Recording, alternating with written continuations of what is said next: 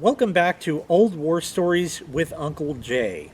This one is entitled Broken Galileo Thermometer. Okay, what in the hell is a Galileo thermometer?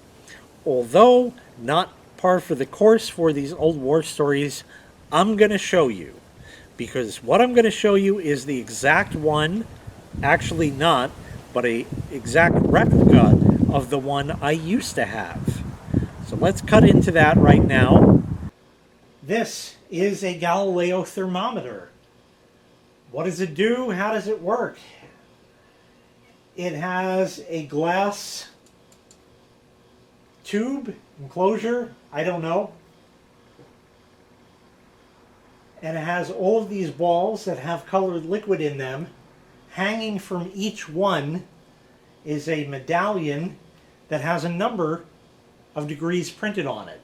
This is more of a gimmick or gadget more than an accurate thermometer, but it's cool to look at and can give you a pretty good idea. Being that it's 50 some odd degrees out, you read the lowest floating ball. That would be this one here, which reads 60.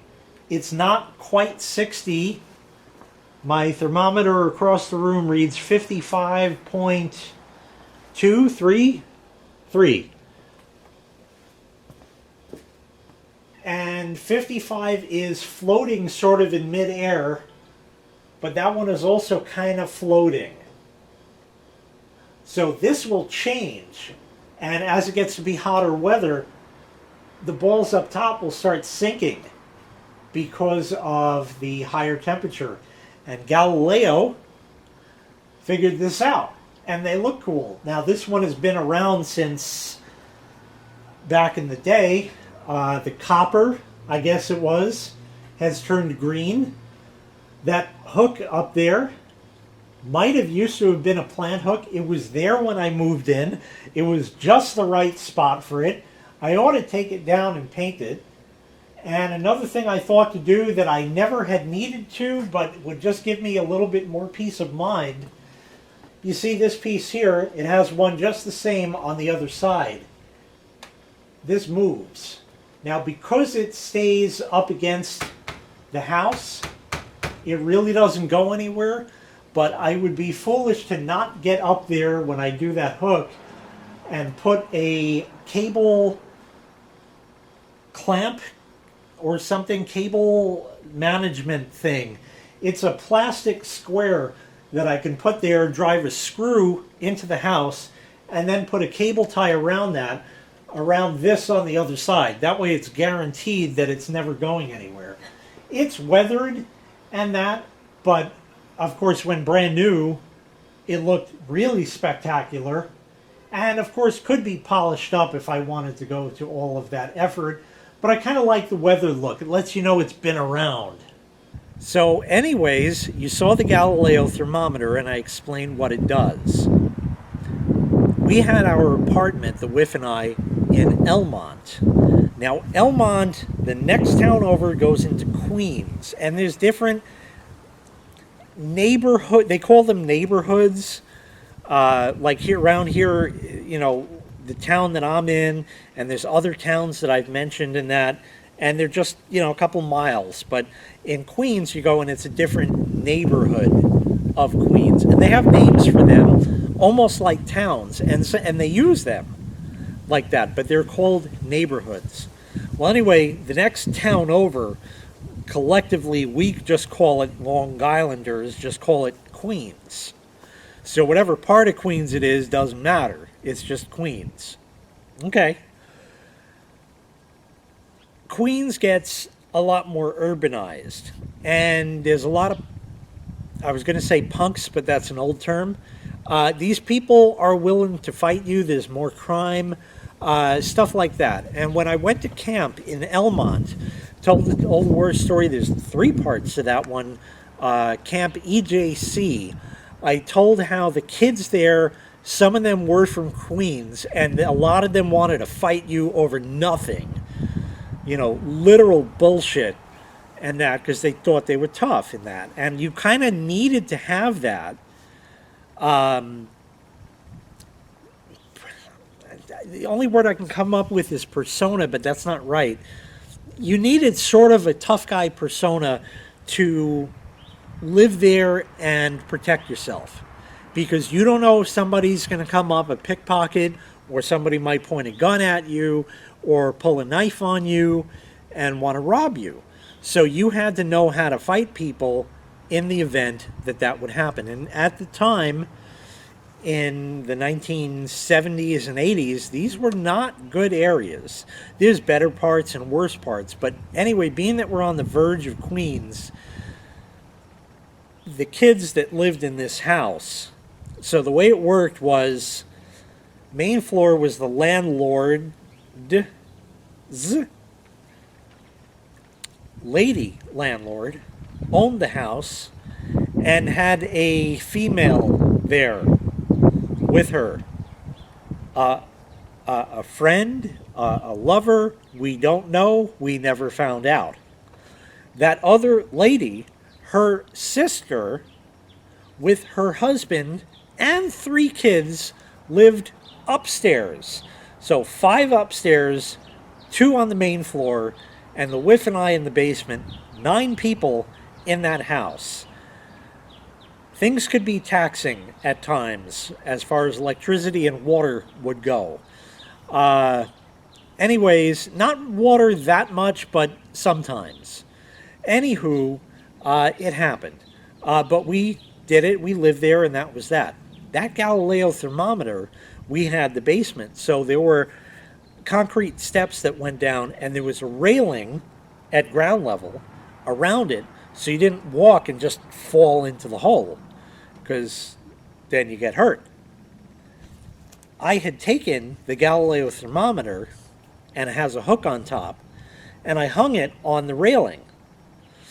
And then I cable tied it to the vertical supports of the railing, so it wouldn't flop around in the wind, because otherwise it would it could swing off and just break on its own. Well, the 3 kids upstairs were young-ish. Oldest one was 14, 15, maybe. Call it 15. And then maybe 13 and 11, something like that. Sounds about right to me. They would go out in the backyard and they'd play ball or whatever they're playing. They had a dog, they throw a frisbee, something. Well, the Galileo thermometer was in a great spot, because in the evening when the sun would set, the back of the house faced west. And with the light going through that, it looked good. It really looked good. So when I would get home from work, the sun was starting to set, and it would be on that side of the house, so it would look really pretty, and it was always nice, and we really enjoyed it. And more to the story was, this was like 2004, we'll say, summer of 04, maybe 03, I can't remember. That Galileo thermometer was given to me by my late father-in-law, the wife's father. It meant something to me because he's no longer with us. He was still with us at the time, but it so turned out that we all went, including him, to BJ's at the time, warehouse or wholesale club, and they had it. Now, a lot of that kind of merchandise that they have is sort of like Aldi and Lidl, where it's there for a week and then it's gone. If you miss out on it, you miss out on it, and that's it. Well, anyway, we were there, and I had expressed great interest in this thermometer because I had never really seen one before. And I read the box. The box was a full color print cardboard box, and it explained how it worked and the principles and all that. And I was fascinated, but I couldn't bring myself to buy it. Might have been $50, don't know. $40 for sure, maybe 50. I couldn't bring myself to buy it. That man went out the next day and went back to BJ's and bought that for a Christmas gift for me. So it really meant something. I couldn't have that broken. Anyways, we didn't even know that it had broken. But the kids were playing in the backyard, and a ball or a frisbee or something hit it, and it broke. The kids knew they weren't going to get away with this. We would say hello, we would talk to them, but they knew enough that they had to tell their parents that this happened. It was purely an accident. There certainly was no malicious intent involved here. It was purely an accident. It's very unfortunate, but you have to pay for accidents when they happen. They went up and they told their parents, and they said, kids, this shit doesn't go on today. How many people hit your car in a parking lot and take the fuck off? And you're left with a scrape on your car or a smashed taillight or something. I can't tell you how many times that happened to the Whiff's old car. And they cracked the back bumper on it and just fucking left. And put a scrape on the front of it. The bumpers were all scraped up. So many times, so many places. Just people can't fucking drive. And they just drive off. But these kids were brought up right. They went up and they told their parents, and the parents said, you kids have to go downstairs and ring the doorbell and tell them. And all three kids came down the stairs and they rang the doorbell. We opened the door and they explained they were very sorry. We were playing ball in the backyard and the ball hit it and it broke. They further said that their father is going to be happy to take care of this and replace it. So he's asked that you just go and buy one and give us the receipt, and he will pay you for it. I was very upset, but by the same token, very thankful. So I thank them very much for their honesty. And that was that. And I said, I can't get another one. What now? You couldn't go back to BJ's because they wouldn't have it. I could do a search on the interwebs, which is what I did. There was no Amazon in 2004 like we have today. There was none of this stuff. Now you can go online, find anything, buy it, have it delivered the same day sometimes. Back then, that didn't happen. So I had to go, and I found some place that sold one that looked like it. And it was indeed the same one. I think I had to pay shipping also, and it came to like $90, which is $40 to $50 more than my late father-in-law paid for it. But I saw the guy upstairs, and I said, I got the new one. Thank you very much for having the kids come down and say they were sorry. That's certainly the right thing to do. And he apologized that it happened. I said, look, it's an accident. It sucks, but I got another one. It's on order. It'll be here in 2 weeks. And here's the receipt. I printed it out. And he said, okay, I'm going to get you that money, and it's going to come out of the kid's allowance.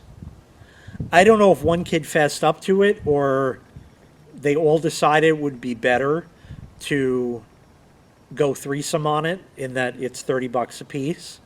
I don't know what kind of allowance they got, if it was $10 a week, if it was $20 a week.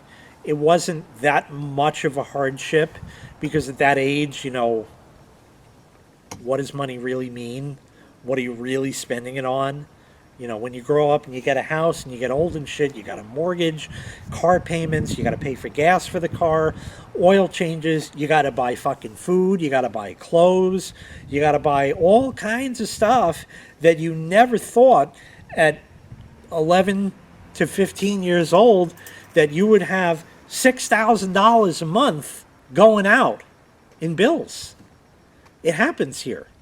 It does. I like to keep it a lot lower than that if it's at all possible, but sometimes shit happens. And, you know, you got to spend. And I never thought I'd be spending even $1,000 a month until I realized what it actually costs. And fortunately, I am able to do that. But even though these kids were borderline queens, and they did have a little bit of that fight in them, they were brought up right. And they had the kids come down and apologize, and they took it out of their allowance. And that's the way it used to work when I was a kid. And it's not so much that it got broken, and this is not the original that my late father-in-law gave me.